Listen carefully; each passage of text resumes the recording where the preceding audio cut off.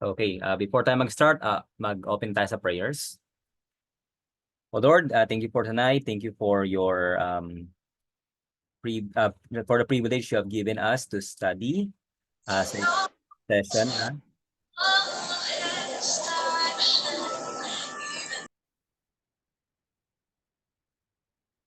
Sa ikatlong session na po kami ng pag-aaral sa Reformation Church. May you continue to grant wisdom, knowledge sa aming kapatid, si Brother Ezekiel, sa pagtuturo. At sa mga estudyante, Panginoon, upang mas mapalagana pa ang Biblical Reformation sa mga churches dito sa Pilipinas. At naway, bigyan niyo kami ng humble hearts, O God, as we are challenged by the Word, by the truth na aming mapakinggan, Panginoon. Pangunahan niyo po kami at nawa ito'y humantong lamang sa inyong kapurihan at madugod din nawa ang Banal na Espiritu upang kami ay bigyan ng tamang pagkaunawa patungkol sa inyong iglesia. Salamat po, Ama. Ito ang aming dalangin sa ngalan ni Jesus. Amen. Okay, bigyan ko po kay Brother Ezekiel.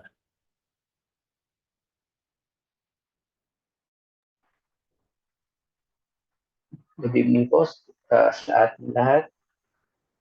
At tayo po ay nagpapatuloy sa ating third session sa ating modular class regarding Reformation Church or Doctrine of the Church. Bilang short review lamang po, especially sa mga hindi naka-join sa mga previous discussion or lectures, napag-aralan natin sa ating first session, dinefine natin to what the church is. Pinaliwanag natin na yung church ay hindi lang yung typical idea na the called out ones or yung mga tinawag, kundi nakita natin na yung church ay pumapatungkol sa assembly, gathering, yung Hebrew word kung saan yung concept na ginamit ng ecclesia sa New Testament ay yung kahal. Nakita natin na pumapatungkol ito sa assembly, gathering. At nakita natin, establish natin sa session 1 na there is only one people of God. Walang dalawang people, kundi one people of God. From Old and New Testament, mayroong one people of God. Sa Old Covenant or Old Testament, nasa form ng seed and promise habang nagpo-progress yung revelation. But in the New Covenant, nagkaroon ng fulfillment. Yung mga types and shadows, promises, nagkaroon ng fulfillment yung mga shadow na yon in the church. Pero ang point natin, hindi nawala. Magkaiba lang yung form ng church, pero hindi nawala yung one people of God na ito from Old and New Covenants. At nakita natin that this one people of God has two dimension or expression, manifestation. Tiningnan natin yung general, yung tinatawag na the Catholic Church or Universal Church, the whole number of the elect. Ito yung number ng mga mananampalataya na tinatawag na Universal Church.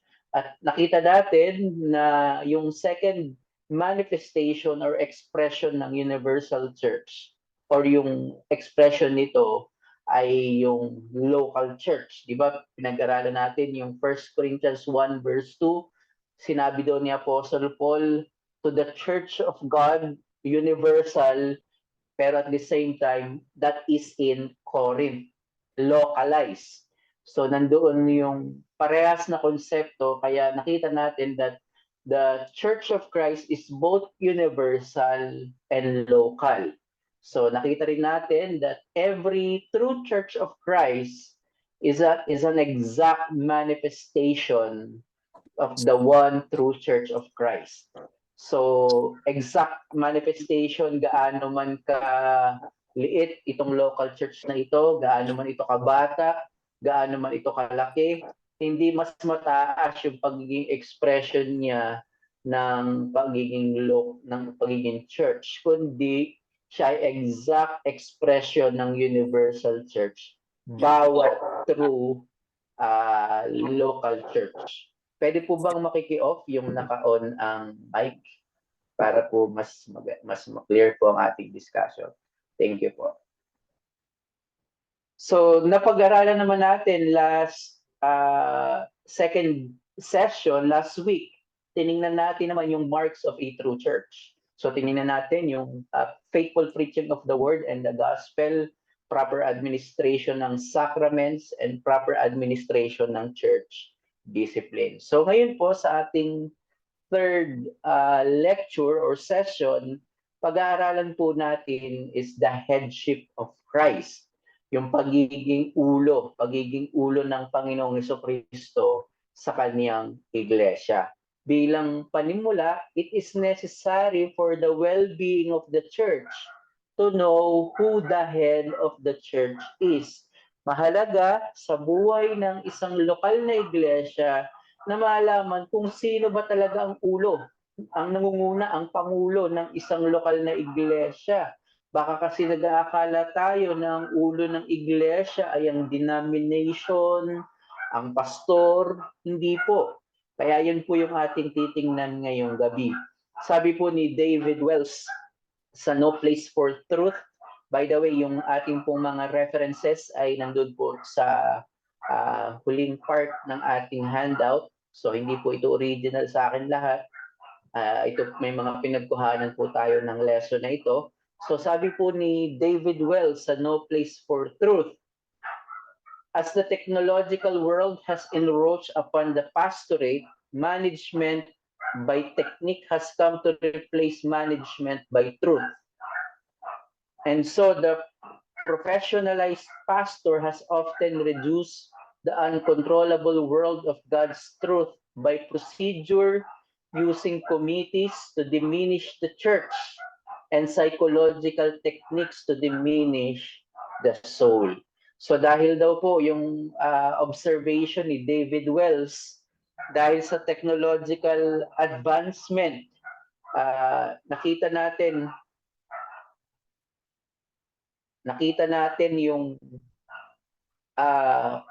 yung technique, yung management ay nagiging pangunahin instead na yung truth. So makikita natin dito na maraming mga churches ang lumihis na ng landas patungkol sa truth, na kung sino yung mas malaking pamilya, sino yung mas mayaman, sila yung nasusunod. So ngayon po, titingnan natin na sino dapat ang masunod sa isang lokal na iglesia. Yes, bro. May tumatahol sa sa background ko. Kapitbahay. Sige po, basahin po natin ang ating key text, Colossians 1:18.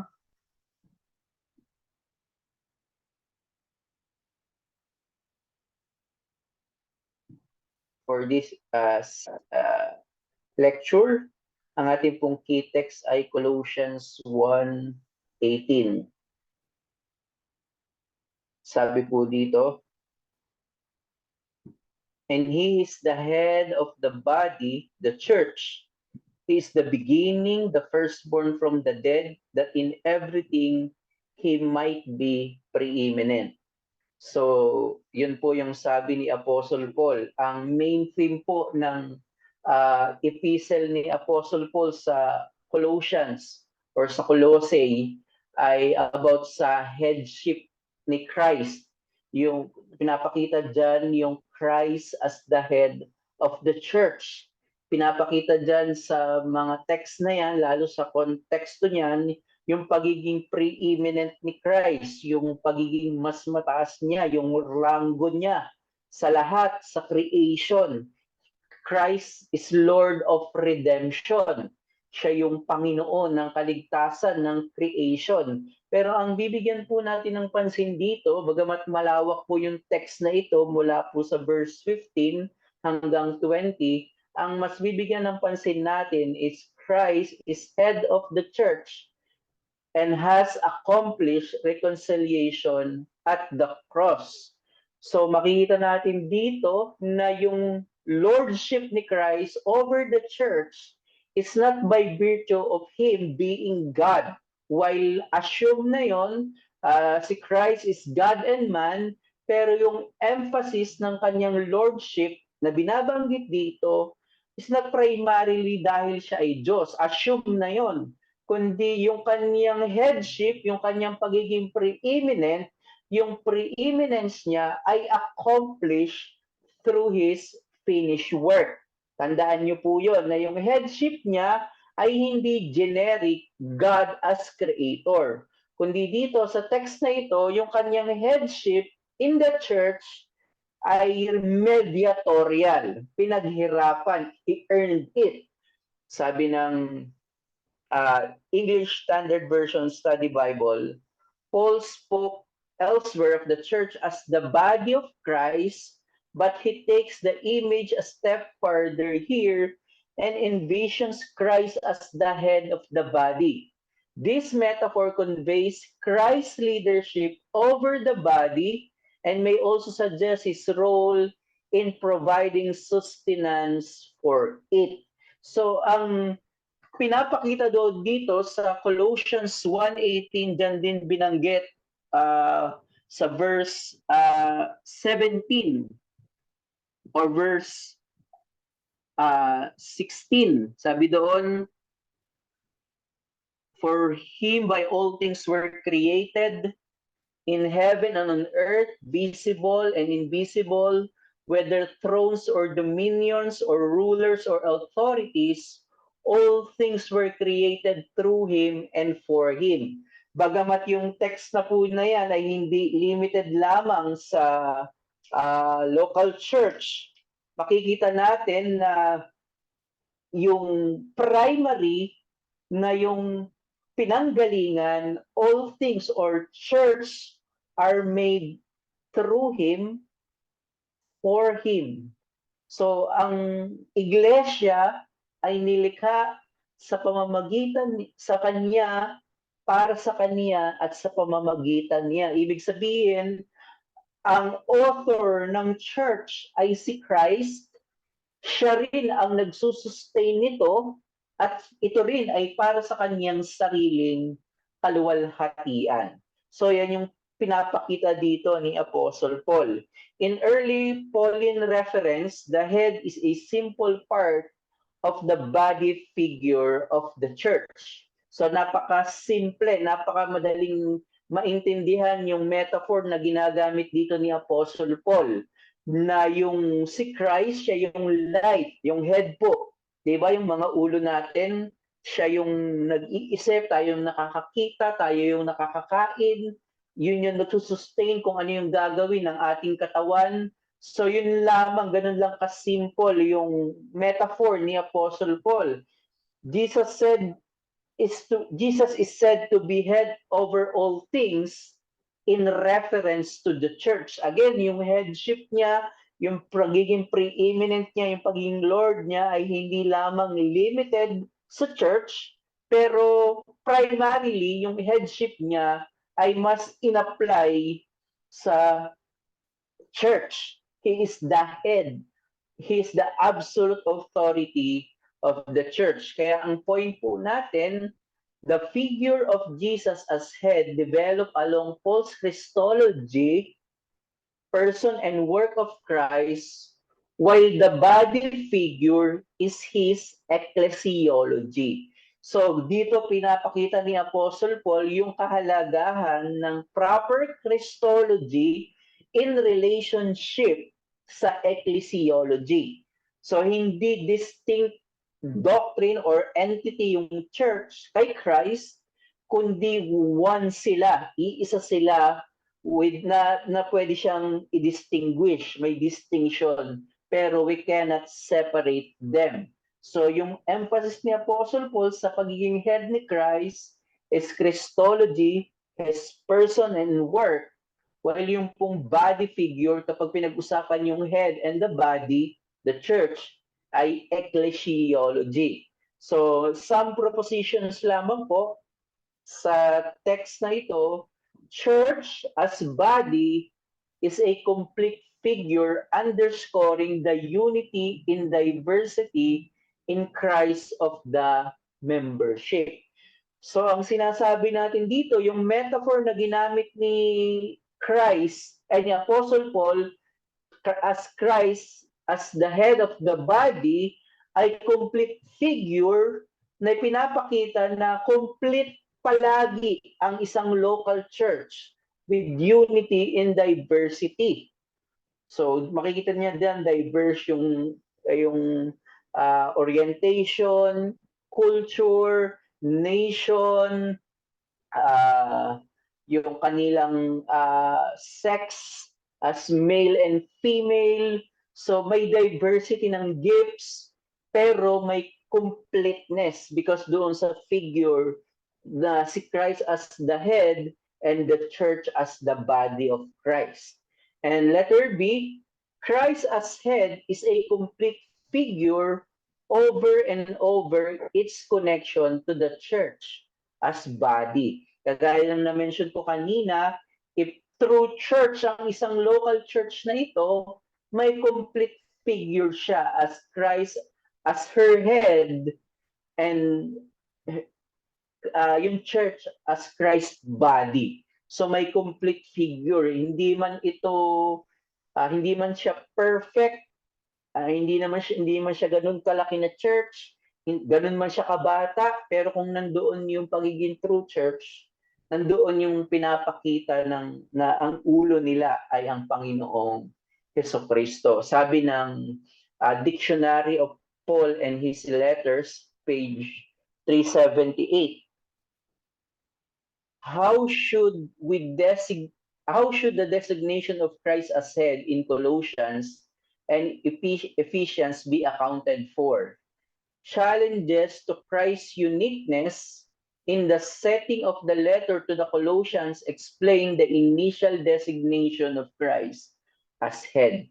When the theme is picked up in the closely related document, the letter to the Ephesians, it is used in the service of that letter's ecclesiology with its understanding of the church, not as a local congregation, but as the church universal, coordinated with advanced views of the unity and ministry of this universal body. The term head becomes a useful way to designate the relationship of Christ to its expansive ecclesial body. So more on, kapag daw binabanggit yung head, ay more on universal yung pagkagamit. Sabi naman po ni Herman Ridderbos sa Paul, an outline of his theology, head and body from two separate figurative categories and retain this independence even when they are linked together. Head and body constitute each other for itself, but especially in their connection with each other. The expression of what the apostle understand by the unity of Christ and the church, we may be permitted to say that they give expression to that unity in a fashion that in the richness of its possibilities for application is nowhere surpassed or even has its equal in all of Paul's preaching and in the whole of the New Testament. So yun daw figurative, yung figure ng head and body ay nagpapakita ng link nila, yung connection nila na hindi sila paghiwalayan. In fact, sa Ephesians 1 na yung glory daw ng Diyos ni Christ ay nasa church rin. Pinapakita dito yung perfect unity ni Christ at ng kanyang body, which is the church.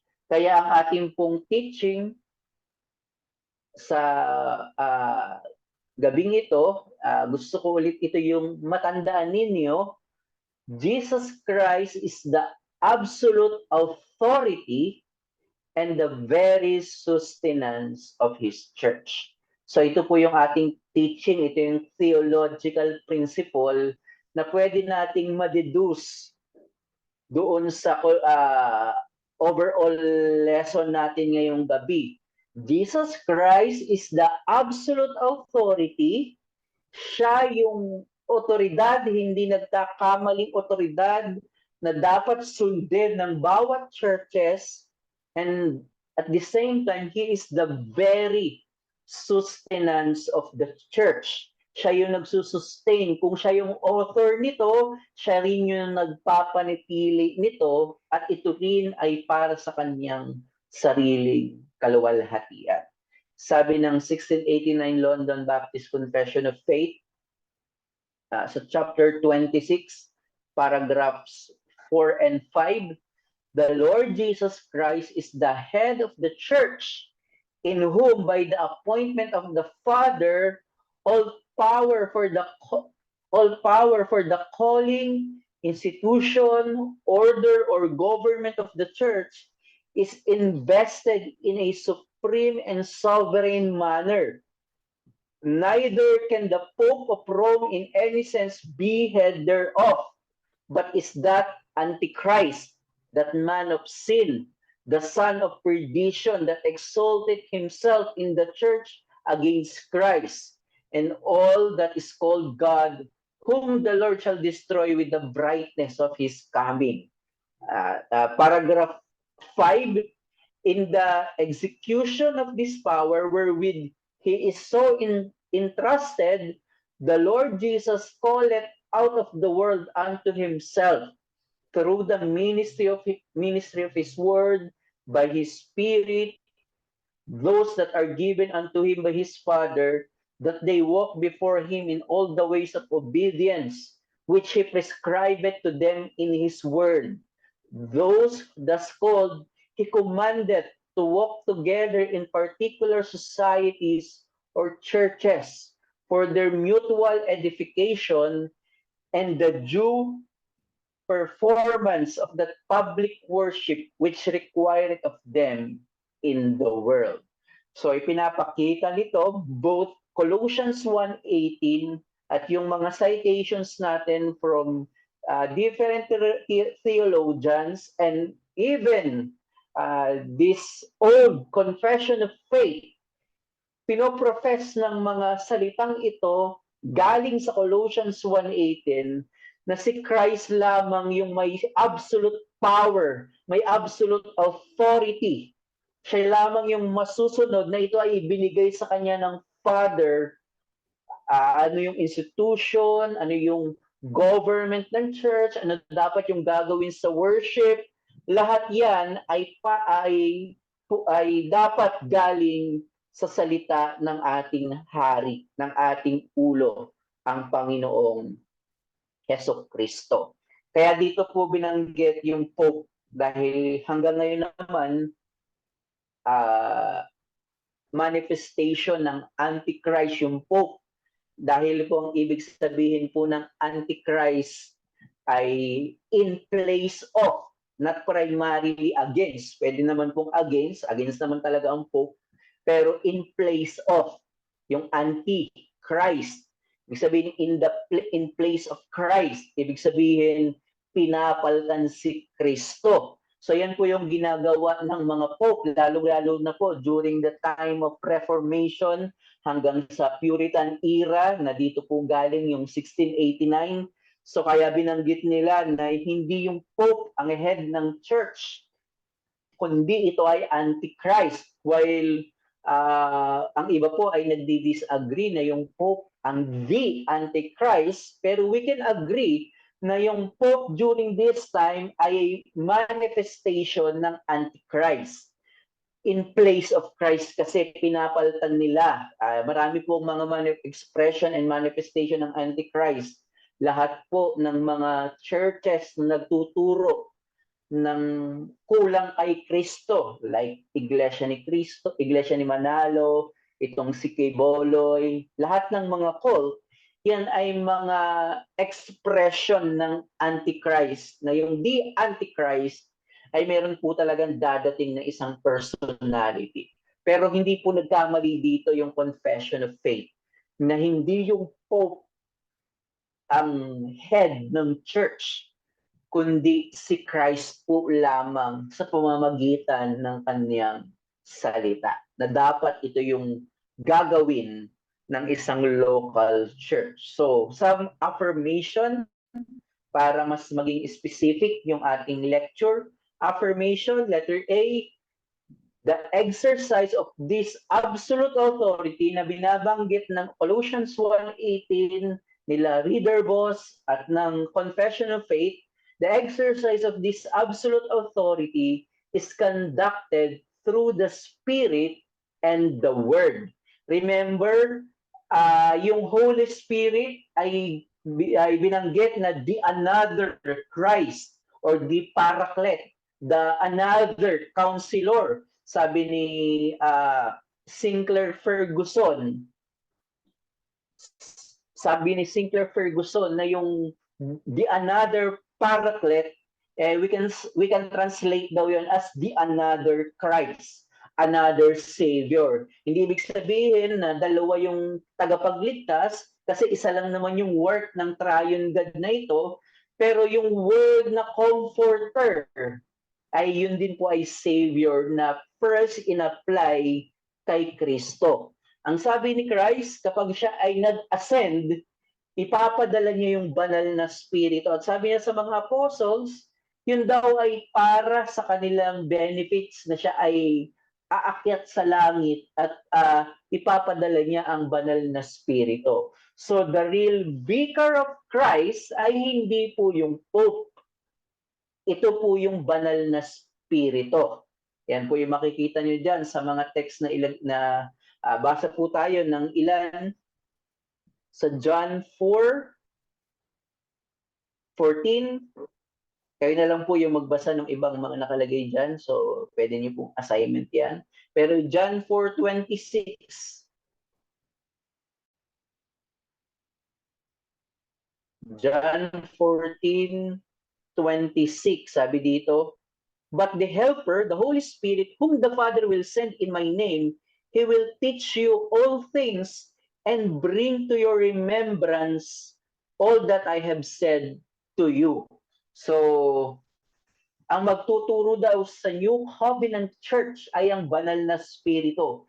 Kung ano yung mga itinuro, ipapaalaala ng banal na Spirito. In fact, yung pangako ng bagong tipan sa Jeremiah 31 na ibibigay yung banal na Spirito, bibigyan tayo ng bagong puso through the Holy Spirit. And point 2, the authoritative decree of Christ is the Word of God. So, kapag sinabi natin na rule, decree of Christ, ito po yung apostolic word. Ibig sabihin, ito yung mga official word. Kaya po ang church ay, pwede po nating sabihin na apostolic church. Hindi ibig sabihin na nagpa-practice tayo ng mga apostolic gifts such as prophecy, vision, hindi po yun. Ang ibig sabihin po, kapag sinabi na ang church ay apostolic church, nagsasubmit sila doon sa word ng mga apostles or sa word ng Panginoong Jesucristo. Basa po ulit tayo naman sa Ephesians 2:19.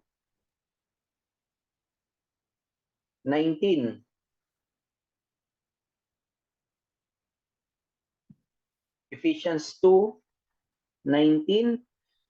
So then you are no longer strangers and aliens, but you are fellow citizens with the saints and members of the household of God. Sabi ni Apostle Paul sa verse 20, built on the foundation of the apostles and prophets, Christ Jesus himself of being cornerstone. So yung foundational, yung mga word ng mga apostol, dahil ito rin yung word ng Panginoong Jesucristo. So yung absolute authority ni Christ ay na-exercise through the Holy Spirit and the Word of God, through the Scripture. Letter B, the jurisdiction of this absolute authority is in the gathered church of regenerate members. So tayo po ay hindi, pag-aaralan po natin sa mga susunod, na tayo po ay hindi naniniwala sa denomination. So wala pong mas mataas sa isang local church kung yung metaphor kanina na si Christ yung head at siya ay mayroong different body, bawat local church ay exact representation ng kanyang body. So wala pong mas mataas sa isang church na isang structure, institution na mas mataas kaysa isang church. Kaya po hindi tayo naniniwala sa denomination or yung tinatawag na may mother church, may daughter church. So hindi po naniniwala dyan at least ang Baptist conviction. So yung pong absolute authority ay nasa gathered church of regenerate membership. So point 1, the absolute authority of Christ is not imposed by coercion on the sinful world. Ibig sabihin, yung mga bagay na patungkol sa iglesia like sacraments, evangelism, ay hindi dapat yan ibigay doon sa government dahil nga may distinction yung church and state. So hindi pwedeng mag-legislate yung government ng discipline na kapag hindi uma-attend ng church ay paparusahan siya ng state. Hindi. Ang tinatawag na keys of the kingdom, may distinct key ang government at mayroong key rin or susi ang church na ito ay limited lamang sa proper administration ng sacraments, discipline of God. And point 2, the absolute authority of Christ is received individually as prerequisite to church membership. So, kailangan tanggapin ng isang mananampalataya ang absolute authority ng Panginoong Hesukristo. So, yan po yung dalawang affirmation natin patungkol sa headship ni Christ. So, some elimination naman, ano naman yung hindi natin pinapaniwalaan? So, the following have no place in a church that recognizes the headship of Christ. Ito pong marami pong mga elimination, pero for the sake of time, naglista lamang po ako ng 3 at least. So, una po, all human monarchy in the church. So, kung pinapaniwalaan natin ang headship ni Christ over the church, wala pong place ang pastoral monarchy, episcopal, papal monarchy sa isang local church or even denomination. Sabi po ni John Owen, it hence follows that the introduction of human authority into the rule of Christ, of the Church of Christ, is in any kind destroys the nature of it and makes his kingdom to be of this world, and some of his disciples to be in their measure like the of times from themselves. Church is the house of Christ, his family, his kingdom. To act any power in its rule which is not his, which derives not from him, which is not communicated by his legal grant, or to act any power by ways, processes, rules, and laws not of his appointment, is an invasion of his right and dominion. So kapag daw ang isang pastor, leaders ay nag-act outside of the rule of Christ, outside ng kanyang grant, ng kanyang legal grant, ng rule ni Christ, ay dinidiminish, dinidestroy yung nature ng rule ni Christ. Kaya po, in evangelical churches, makikita natin that the pastor has no intrinsic authority. Wala pong natural authority ang isang pastor. His authority is merely derived, hiram, kinuha from the headship of Christ. So wala pong sariling authority ang pastor. So wala pong masama. While we respect our pastors, Wala pong masama na mag-ask ng question. Wala pong masama na bigyan natin siya ng criticism, lalo kung hindi natin nakikita sa scripture ang kanyang mga ginagawa at sinasabi. Therefore, is preaching, counseling, and dealings with the members of the church must be derived from the rule of Christ through the scriptures. So, hindi po absolute ang authority ng pastor. Kaya ang point po natin, the pastor's authority is valid only if it is derived from the rule of Christ or from the scriptures. Tandaan po natin na walang place ang pastoral monarchy sa isang evangelical church. At yung mga pastor na nagpapaka-monarch, na sila lamang yung masusunod kung sino yung mapapang-asawa ng kanilang members, kung anong kukunin nilang course, kung anong gagawin nila sa kanilang pera, they are worse than the Pope. Kung sinabi dito ng confession na yung hindi yung Pope ang head ng church, at kung yung mga pastor ay nagpapaka-head sa pagbibigay ng mga unbiblical na mga principle, demand, na ako yung pastor, bigyan niyo ako ng kotse. Dapat comfortable yung life ko. Hindi po. Yan po ay worse than the Pope. Kaya be very careful, yung respect ay wag po nating i-equate sa patronizing our pastors. Dapat po maging maingat tayo dito. While we highly respect our pastors, sinabi niya rin niya sa scripture, pero hindi po siya yung absolute authority. May validity lang yung kanyang authority kung yung kanyang ginagawa is based sa scripture.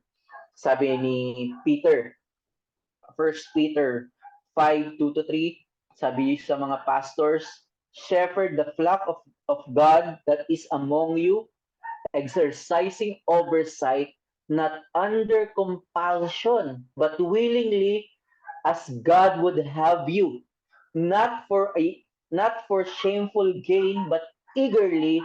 Sabi, ang ganda po nito, ito yung gusto kong bigyan ng emphasis, not domineering over those in your charge, but being examples to the flock.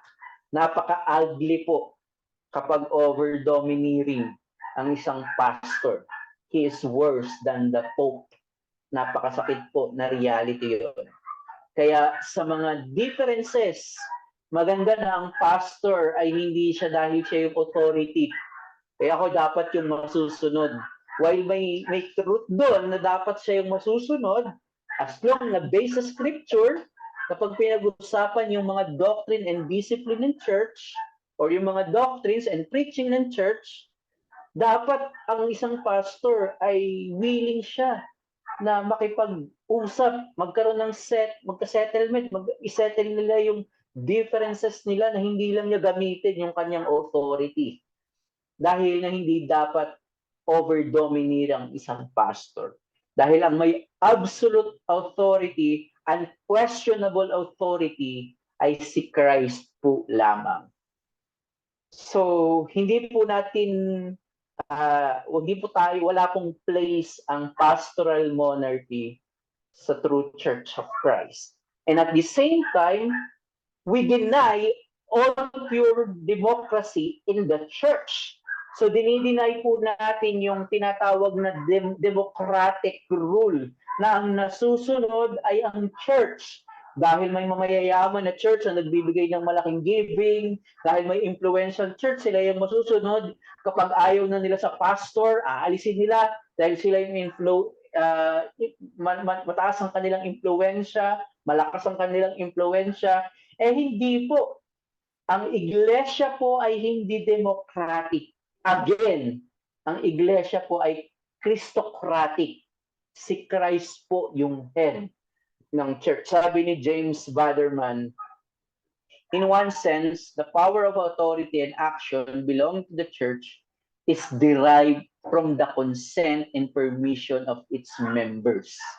For it is by their own voluntary act and choice that they become and continue as members of the church, and so place themselves under the administration of that power. In this respect, and it is an important one, church power exists by the permission or consent of the members.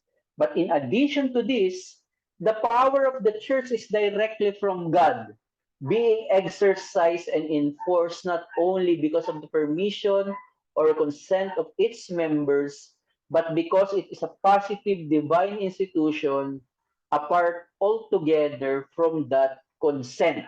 So wala, ang sinasabi dito ni Bannerman, kung ang pastor ay walang intrinsic authority, kundi ito ay derived lamang sa rule ni Christ, at the same time yung church ay wala ring intrinsic authority, kundi yung kanyang rule, yung kanyang authority, kapag pinag-usapan, mayroon pong dalawang keys ang church.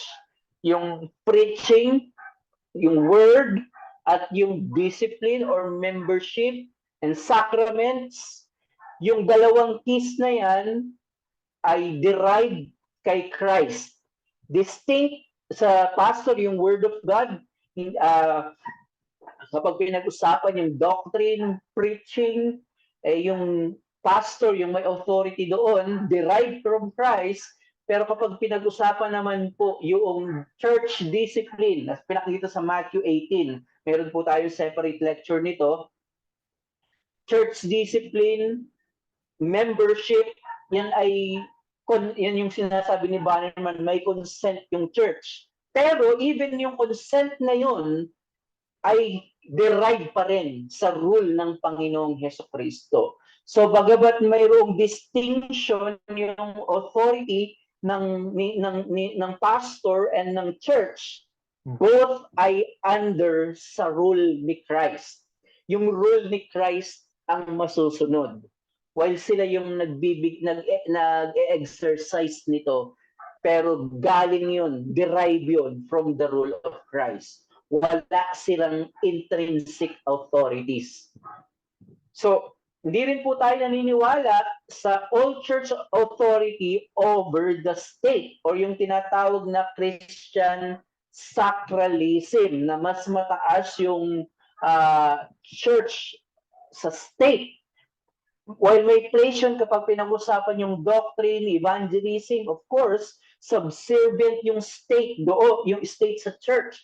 Pero kapag pinag-usapan yung overall, kailangan nating makita yung distinct function ng church and state. Again, one king na mayroong distinct institution, yung state and the church.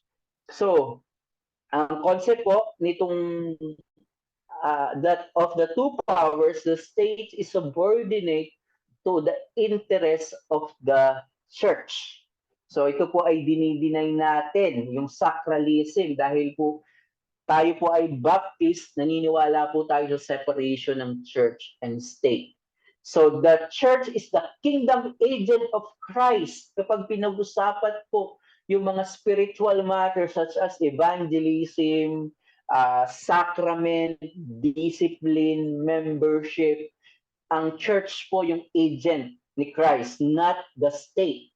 So hindi po pwedeng mag-conduct ng Lord's Supper ang state. Hindi po pwede siya mag-evangelize. Church lamang po. Sabi ni Robert Raymond, the church is to address the spiritual and moral needs of men and women who are prior to their salvation by nature slaves to sin and Satan, and who are after their salvation in need of instruction in the details of living out their most holy instruction in holy faith before a watching world. This is not to say that the church must not speak out against political injustice and moral abuses by the state. It must be willing to speak out against moral abuses wherever they occur. But the church officer must never resort to physical force in order to establish a beachhead for the church within the human community it seeks to reach for Christ. So, walang place po yung physical force na magiging aggressive tayo physically kapag may moral issue, kundi peaceful dapat yung pag-address natin sa mga immoral laws ng isang state kapag sila ay magle-legislate, for example, abortion, same-sex marriage, so yun. So ang point po natin, the order of the church must follow from the mediatorial lordship of Jesus Christ. So yan po yung point natin kanina, na yung kanyang headship ay hindi primarily as God. While assume yun because He is both God and man, pero yung kanyang lordship ay mediatorial. He earned it. As mediator, He represents God to the church and the church to God.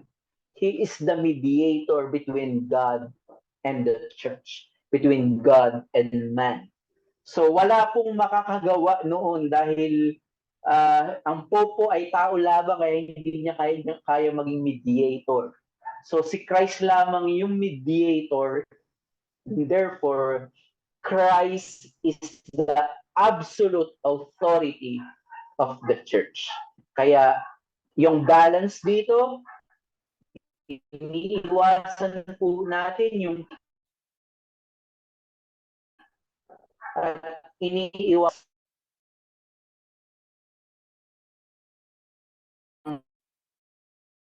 maraming churches, even Reformed, na masyado yung overemphasis sa democratic na masusunod ay kung ano yung gusto ng church.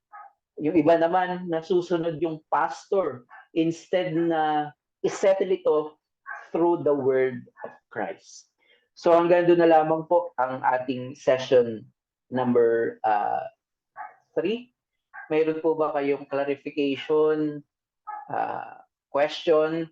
So wag po kayong mahiya na magtanong. Sige po. Question, clarification po.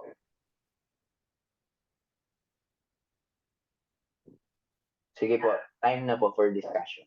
Huwag po kayo mahiya. Pwede niyo pong comment or i-message, babasahin po ni Brother Jeff yung mga questions niyo.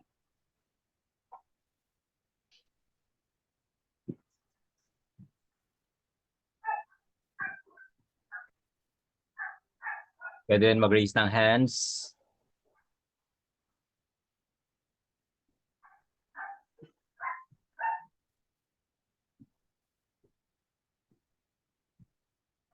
Question, clarification. So, kung may malabo po, so, pwede po niyo po clarify kung meron po kayong hindi naintindihan.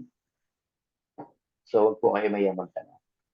Pwede niyo pong i-message or pwede po kayong magsalita. Sige po.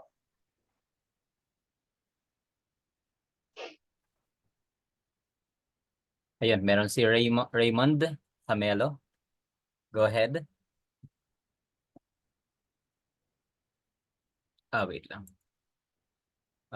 Okay. Go ahead, please.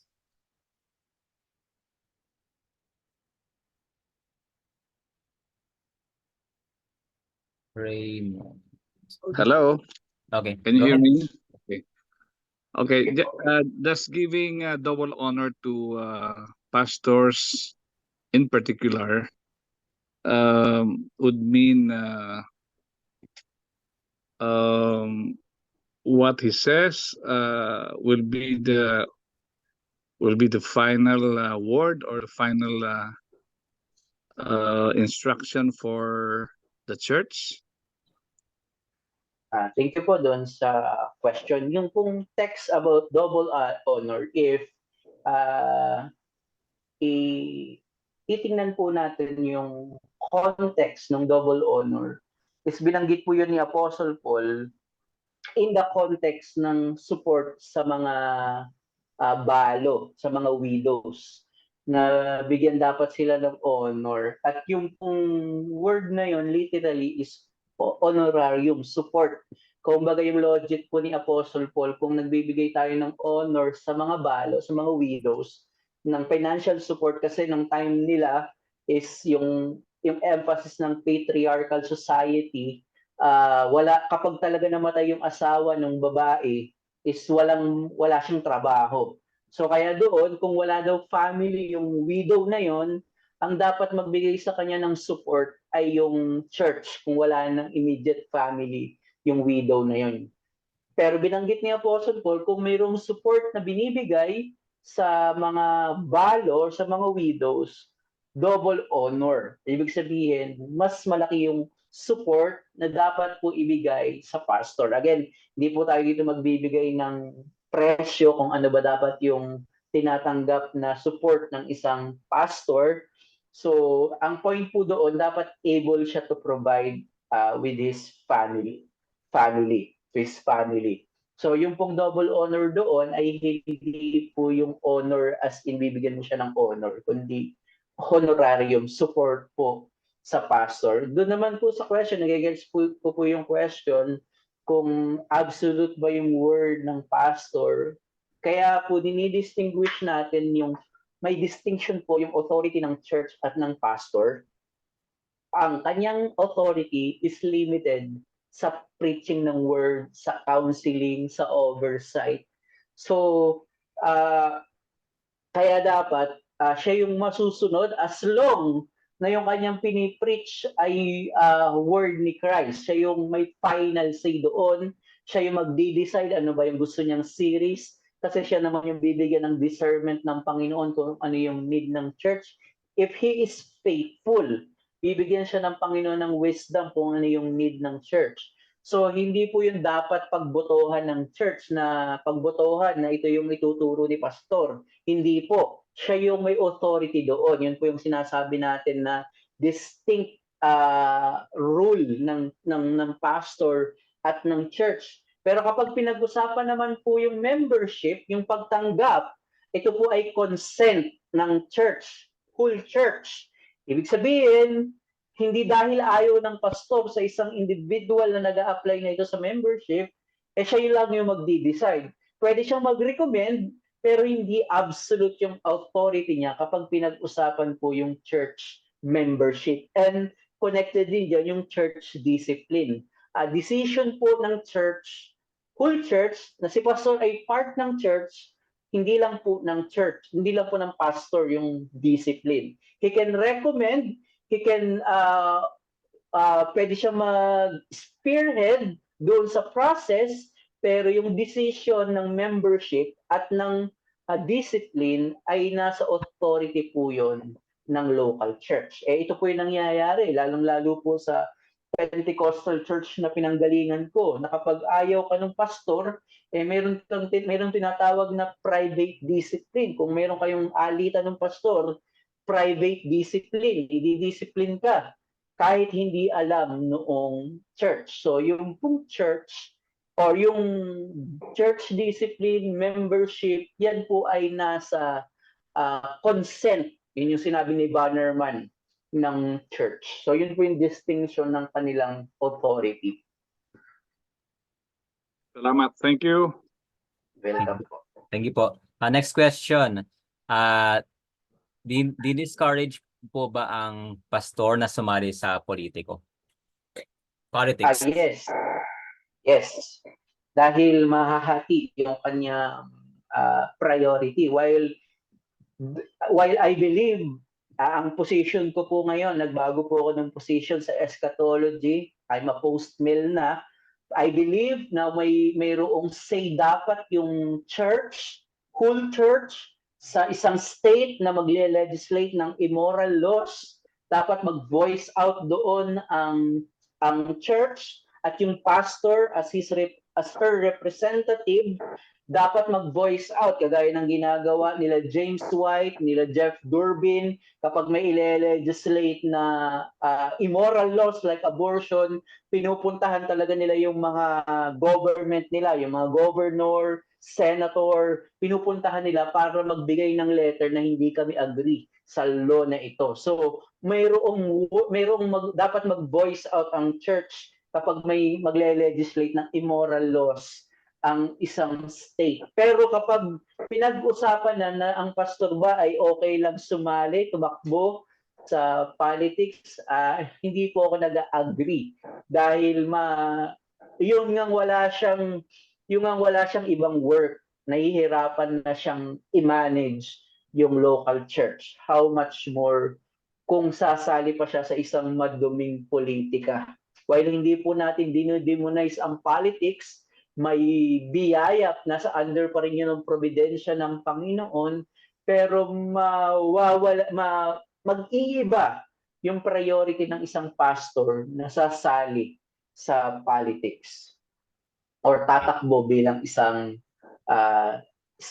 leader ng isang state. Okay. Bro, follow up lang dun ay dun sa question about politics. Sa Confession chapter natin 24 paragraph 2, ang sabi doon, it is lawful for Christians to accept and execute the office of a magistrate. Accepted ba dun yung pastor, or baka meron ibang parts ng confession na explicitly sinasabi na ang pastor ay hindi dapat? Ako, I believe exempted doon yung pastor dahil iba yung office niya. Ako hindi more on theological yung argument ko, but more on practical. Na mahihirapan siya na i-manage yung church. Mas magulo yung state. So again, walang masama na makisali ang church, mag-voice out kapag mayroong ile-legislate na mga immoral laws. Yun nga, ang prevailing ngayon ay abortion and same-sex marriage. Even nag-extend pa ako ng isa pang principle na ang pastor, yung representative ng church, na pupunta sa state. Pero kapag pinag-usapan na siya na mismo yung tatakbo, ay ibang usapan na po yun. And sa ngayon, hindi ko pa nakikita na valid yung point na yun. Okay. Thank you, bro. Ito, pag-combine ko yung ibang questions. Ito, regarding po sa mga bishop, reverend, is it okay na maging title ito ng isang pastor? Tapos, yung kadugtong dito, meron ba tayong specific biblical pattern ng hierarchy sa leadership ng church? Kailangan po nating i-define yung mga term na yon. Yung pong word na reverend ay hindi po siya office. Kapag sinabi po yung reverend ay parang Mr. Kaya reverend, di ba? Kahit naman hindi pastor, tinatawag na reverend. So clarification po, yung pong reverend ay hindi po siya office, official term. Kundi yun ay honor, paggalang. Yun nga, Mr. Reverend. So yung office ay bishop, yun yung mga office. Ano pa ba yung mga presbyter, pastor. So hindi ko po madidiscuss sa lahat, pero sa Baptist conviction, yung mga terms na yan ng official name or name ng office sa Baptist conviction ay synonymous po sa isa't isa, interchangeable. Wala pong hierarchy ng office. Iisa lang po yung mga term na yon, bishop, pastor, elders. So wala po tayong time to discuss that this time, pero yun po yung conviction ng Baptist. Okay, thank you. And then, ito pala, quick lang siguro to. Is it necessary to celebrate Pastors Appreciation Month? Well, kung Pastors Appreciation Month, well, wala namang black and white na principle ang scripture. Kung ang church nyo ay gustong i-honor yung pastor, why not? Pero for me, practically speaking, mas na celebrate yung faithfulness ng pastor kung yung nakikita niya yung church ay namumuhay sa faithfulness, sa word, sa service. So, hindi kakailanganin ng isang faithful pastor yung recognition, one-day recognition kung nakikita niya na yung church niya ay faithful na serve. Yun yung greatest reward ng isang pastor in this age, na makita niya yung kanyang church. So, while hindi naman masama, pero better na ang recognition natin sa faithfulness ng ating pastor ay yung sariling life natin in the service of the church. So again, hindi ako against, pero may better na paano dapat natin i-celebrate yun. Amen. And then ito, may tatlo kasing question about bivocational pastor. Yun nga yung same ba yung ang principle sa double na vocation, like yung pastor sa na nasa DepEd, at yung connection din sa pagiging tent maker ni Paul, di ba, sa New Testament? Ang ideal sa isang pastor is full-time talaga siya. Kaya nga sa Acts 7, I think Acts 6, 7 nga, 7. Kaya nagtalaga ng mga diakono Acts 6. para, Acts 6 nga, Acts 6. Kaya nagtalaga ng diakono, ng mga deacons, para makapag-focus yung pastor sa prayer and word, para hindi na niya masyadong iintindihan yung mga practical. Ang sabi din, yung pag-serve ng table sa mga, I think, Hellenist Christian yata yung mga tinutukoy doon, kung hindi ako nagkakamali. So, yung purpose, kaya ng mga deacon, nagtalaga ng mga deacon upang sila ay makapag-focus. So, ang ideal sa isang pastor is full-time. So kung hindi pa kayang isupport ng isang local church, yun yung temporary na dapat na by vocation yung isang pastor. Pero temporary yun. Dapat isik ng church na to provide talaga yung need ng isang pastor.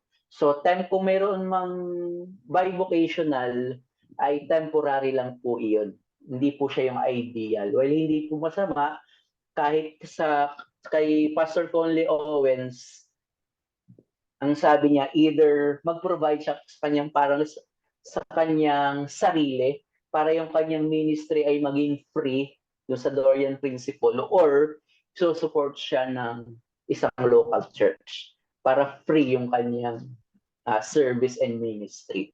So, ganun po. Ang ideal is full-time, pwede pong temporary kung hindi pa kayang i-support. At dapat po isik ng isang local church na mag-excel sa ministry na ito ng supporting the ministers of the word. Amen. So again, walang masama. But ito ay temporary. May ideal. Walang masama na i-achieve natin yung ideal design ng New Testament. Sa lecture 6 and 7, mapapag-usapan yung two offices, no? Ito yung, nabasa ko to kanina, pero baka yung hierarchy ng leadership sa church. Nabanggit mo siya kanina, bro, no? Yung specific biblical factor ng hierarchy ng leadership sa church. Discuss natin yan kapag nandun na tayo sa two office. Pero pastors and deacons lang naman. Okay. So ito meron. Okay, go ahead. Sige, question. Okay, sige. How about po yung church na sumasali sa mga welga? Like EDSA Revolution, may place po ba yung ganun sa life ng church? Again, medyo depende yun kung ano yung advocacy ng church. Kung immoral laws yung immoral law yung nilalabanan, I believe may place yun. May place for me, may place yung pagsama sa mga ganong rally as long na ito ay peaceful. Diba si John MacArthur, peaceful protest noong pinapasara yung mga churches. So may place yun. Depende. So dapat marunong mag-discern yung church kung paano nila pipiliin yung mga battle.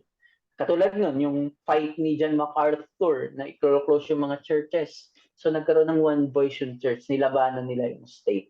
So mayroong peaceful protest. So may place siya as long na ito ay peaceful. Hindi yung kagaya ng mga rally na nagbabatuhan. So I think walang place yun sa isang church. Pero kung peaceful naman yung rally, pagsasalita, so may place po. Okay, thank you. And then ito, paano po yung leadership pagdating sa mga churches na may more than one pastor? Dapat po ba laging may agreement sa mga decision making, or may final say yung acting head ng mga pastors? Good question, pero mas di-detail natin yung answer dyan sa kapag nag-proceed na tayo dun sa two offices. Pero kapag po pinag-usapan yung plurality of elders, ay equal po, halimbawa, dalawa yung pastor or tatlo, kahit mas matanda, mas nauna, mas matanda yung isang pastor, ay equal po sila ng authority.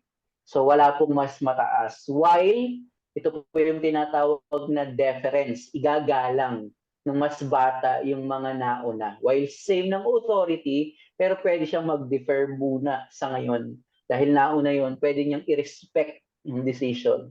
Again, as long na wala namang nababiolate na scripture. So, hindi naman lagi na talagang uniform yung sagot or yung agreement ng mga pastor, pero ang magandang point is wag dapat tayong makontent, makontento, masatisfy sa agree to disagree. Isettle kung mayroong disagreement. Isettle. Magkainitan man, of course, hindi man nagsisigawan yung argument kung mayroong disagreement. Pero maganda nun, isettle. Huwag masatisfy na agree to disagree na lang. Hindi, isettle. At hanapin yung middle ground kung mayroon man. So, hindi laging magkakapareho, pero again, walang masama na isik yung ideal. Amen. Merong tinype dito, I'm not sure kung question ito, human rights issues and extrajudicial killings. Yes. May kailangan mag-voice out, I believe, sa ngayon. Dahil nga, hindi ko alam kung mag-agree yung iba dahil nga yung recent development ng view ko sa eschatology is necessitate na ang view ko din is dapat mga immoral laws yan, immoral practices yan ng state. So dapat as a church ay mag-voice out siya. Again, limited lang sa pagbibigay ng letter, pero yung force, kagaya nung sinabi dito sa ating quotation, walang place yung force. Pero yung pag-voice out in a professional way, lalo yung letter, discussion, so wala namang masama na makiisa yung isang local church sa mga ganyang issue. At least in my own view. Yep, agree. So, ito pa yung last siguro na to, no? Last ko na. Sa pastoral monarchy, hindi po ba pwedeng i-apply ang example ni David regarding his respect to King Saul na do not touch the God's anointed? Hindi. Kasi hindi naman pang pastor yung text na yan. Ay mayroon yung gamit sa redemptive history. The true anointed one ay si Christ. Prefigure lang or typology lang yun. The true anointed one is si Christ lang yun. So, maling-mali na gamitan yung touch not my anointed one. So, yung gaya ng binanggit ko kanina, wala siyang intrinsic authority kasi magkaiba kasi yung pastors sa king. Yung king kasi meron siyang intrinsic authority kapag king ka. Ng isang state meron kang authority. Pero yung pastor kasi ay wala siyang intrinsic authority, kundi yung kanyang authority is derived lamang kay Christ. So as long na yung kanyang leadership ay based sa rule ni Christ, may validity yun. Pero kapag outside na, mere preferences, first personal conviction na hindi mo makikita sa scripture, so yun yung walang validity. Eh di ba, isang principle yung mga Bereans, si Apostle Paul na yung nagpipreach. The Apostle Paul na yung nagpipreach. Pero nag-ask pa rin ng question, nag-ask pa rin ng question yung mga Berean Christians sa Acts 17. So makikita niyo doon na even si Apostle Paul ay pwedeng questionin. So kahit po ang pastor ay pwede pong tanungin. Of course, laging in a respectful way, pero pwede na magtanong, i-question ng isang pastor. Amen. Okay. Sige, wala pang 15 last. Sige, yan ko na to. Sama na natin. Paano po malalaman kung calling ng Lord na magpastor ang isang believers. Tama po ba yung ginagamit na term na this is the revelation of God to me? Mali po yun. Kung mayroon man ganon, ano yung verse? Ano yung chapter? Kung may magsabing ganon. So tanong niya, ano pong verse? Ano pong chapter? Pero yung mga language na yun ay galing sa mga charismatic. Doon sa question na paano ba malalaman ang tinawag ka na magpastor, mayroon pong tatlong elements. Mayroon ka pang gifts and graces. Nasa iyo ba yung desire? Pangalawa yon na elemento na ikaw ay tinawag. Ibig sabihin ng desire, may passion ka na wala kang ibang gawin kundi mag-serve through your gifts. So, connected yon. Depende. Baka akala mo lang na may gift ka, dapat i-recognize yun ng church. At lastly, yung providence ng Panginoon. So, at least nandun yung tatlong elements na diyan kada talaga dinadala ng Panginoon sa ministry. Providential din na ang Panginoon na nagtatama ng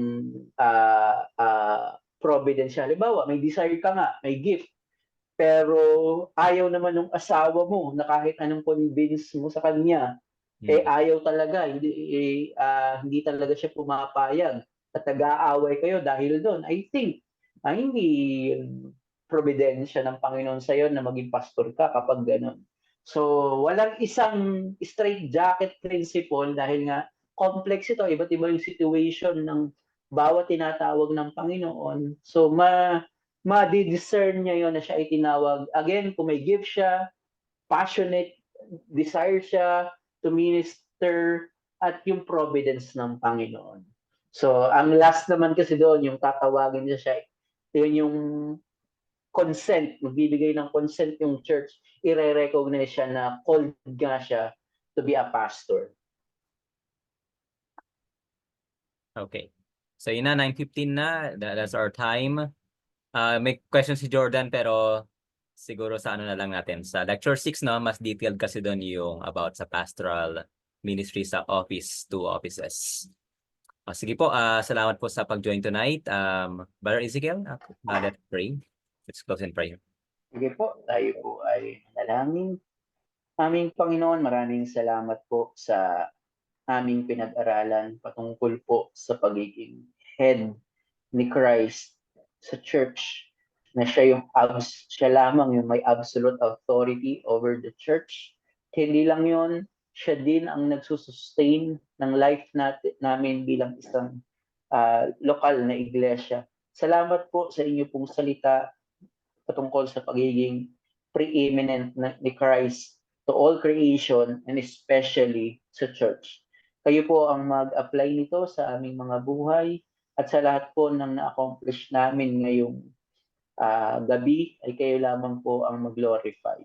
At nawa ay wag po itong maging alternative pamalit sa attendance po namin every Lord's Day sa church. Sa halip, ito po ay maging complementary, dagdag sa pag-appreciate namin sa napakagandang araw ng Panginoon. Salamat po, Panginoon, sa study na ito at nawa ay mas makilala ka pa namin through these studies. Ito po ang aming panalangin sa pangalan ng Jesus. Amen. Amen. Thank you po. Salamat po mga kapatid. Thanks, See you po bro. next week. Welcome, bro.